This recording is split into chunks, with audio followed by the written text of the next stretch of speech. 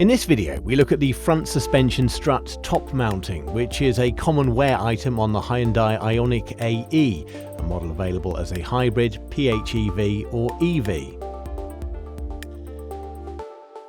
Worn steering and suspension components can cause issues such as knocking or creaking noises over uneven road surfaces, as well as vague steering, poor handling and inconsistent tyre wear.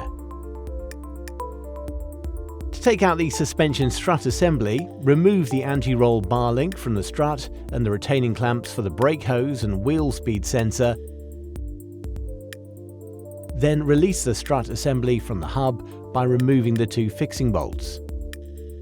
Lower the vehicle and remove the seal and retaining clips from the windscreen plastic panel. Close the bonnet and remove both wiper arms, noting their position for refitting. Open the bonnet and unclip the washer tube and then remove the complete plastic panel. This then reveals the three retaining nuts, undo these, and then remove the complete suspension strut assembly. Compress the spring and undo the retaining nut. The suspension unit comprises of a damper unit, including a piston protector, the road spring, including retaining cups and fixings, and the suspension strut mounting.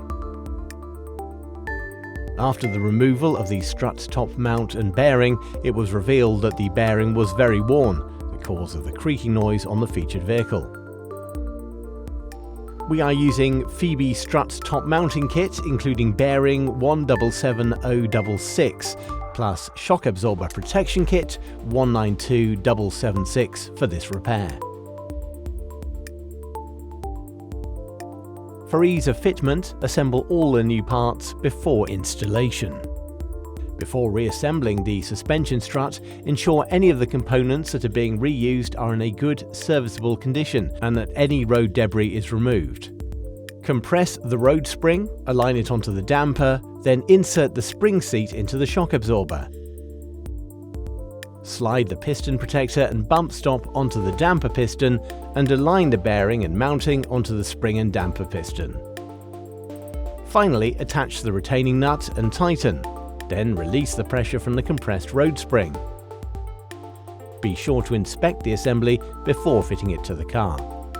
Once the suspension strut is reassembled with the new mounting and bearing, it can be fitted to the vehicle, noting the arrow on the mounting that should be pointing inwards towards the engine bay. Tighten all bolts and fixings to the manufacturer's recommended torque settings.